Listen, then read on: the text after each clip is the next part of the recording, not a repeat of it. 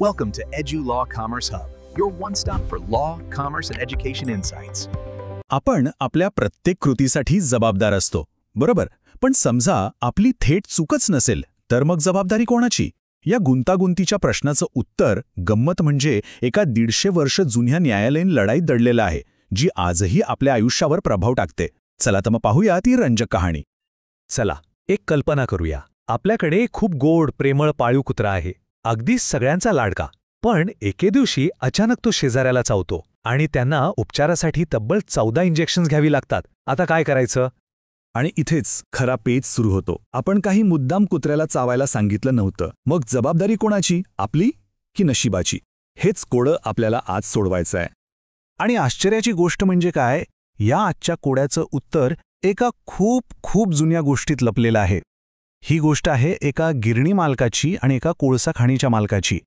यांच्यात जवळजवळ 150 वर्षांपूर्वी एक मोठा वाद झाला होता. तर ही गोष्ट समजून घ्यायला आपल्याला थेट 19व्या शतकातल्या इंग्लंडमध्ये जावं लागेल. चला बघूया कसं एका साध्या गिरणी आणि खाणीच्या भांडणाने कायद्याच्या जगात अक्षरशः क्रांती घडवली. तर बघा, या गोष्टीत 2 मुख्य लोक आहेत. एकीकडे आहेत जॉन रायलँड्स, एका मोठ्या कापड गिरणीचे मालक, आणि साहजिकच गिरणी चालवायला त्यांना भरपूर पाणी लागायचं. आणि दुसरीकडे आहेत थॉमस फ्लेचर. ते काय करायचे तर रायलँड्सच्या जमिनीच्या अगदी बाजूलाच त्यांची कोळशाची एक मोठी खाण होती.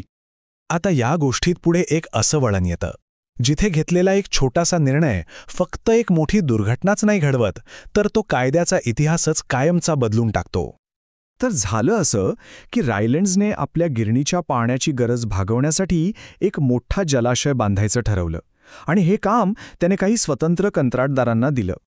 आता बघा, हे कंत्राटदार जेव्हा काम करत होते तेव्हा त्यांना जमिनीखाली काही जुने वापरात नसलेले खाणीचे बोगदे सापडले. आता खरं तर नियम काय सांगतो की हे बोगदे व्यवस्थित भरून पाया पक्का करायला हवा, पण वेळ आणि पैसा वाचवायचा होता, म्हणून त्यांनी एक शॉर्टकट मारला आणि ते बोगदे व्यवस्थित बंद न करता त्याच कमकुवत पायावर तो भला मोठा जलाशय बांधून टाकला.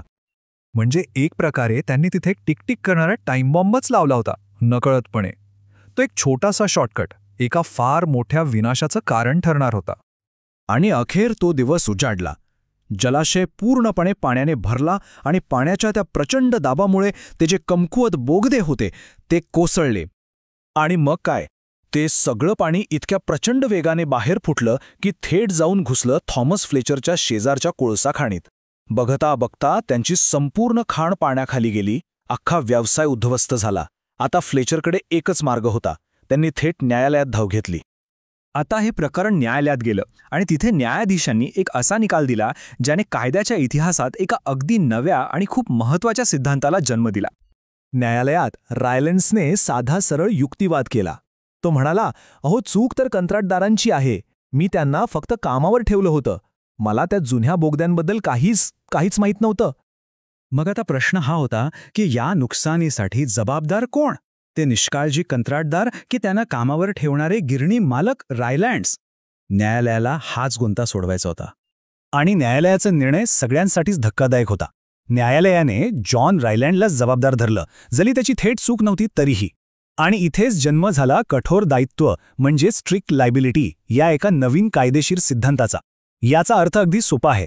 जर आपण आपल्या जागेवर एखादी धोकादायक वस्तू आणली, म्हणजे समजा पाणी, एखादा प्राणी किंवा रसायन, आणि ती वस्तू तिथून निसटून बाहेर गेली आणि दुसऱ्याचं नुकसान झालं, तर त्याची जबाबदारी पूर्णपणे आपलीच असते, मग त्यात आपली चूक असो किंवा नसो. ठीक आहे, तर या 150 वर्षे जुन्या गोष्टीचा आपल्या आजच्या उदाहरणाशी काय संबंध? चला पुन्हा आपल्या सुरुवातीच्या प्रश्नाकडे येऊया. तो कुत्रा आठवतोय ज्याने शेजाऱ्याला चावा घेतला होता? हा जो कठोर दायित्वाचा सिद्धांत आहे ना, तो इथे अगदी परफेक्ट बसतो. बघा, जसं रायलँडसाठी तो जलाशय एक धोका होता, तसंच पाळीव कुत्रासुद्धा एक संभाव्य धोकाच आहे, नाही का?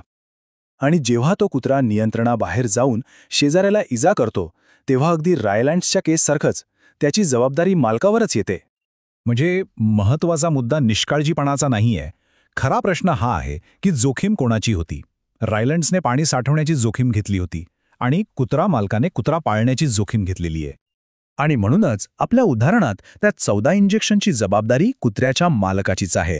सोपं आहे, जोखीम मालकाची म्हणून नुकसान भरपाईसुद्धा मालकाचीच. तर या सगळ्या गोष्टीतून आपण काय शिकलो याचं सार एका वाक्यात सांगता येईल. जर कोणी आपल्या मालमत्तेवर एखादी संभाव्य धोकादायक वस्तू आणत असेल तर त्या जोखमीचा मालक तोच असतो. मग ते 150 वर्षांपूर्वीचं पाणी असो की आजच्या काळातला आपला एखादा पाळीव प्राणी. हा सिद्धांत आपल्याला एक साधी पण महत्त्वाची गोष्ट शिकवतो की प्रत्येक निवडीसोबत तिची जबाबदारीसुद्धा येते.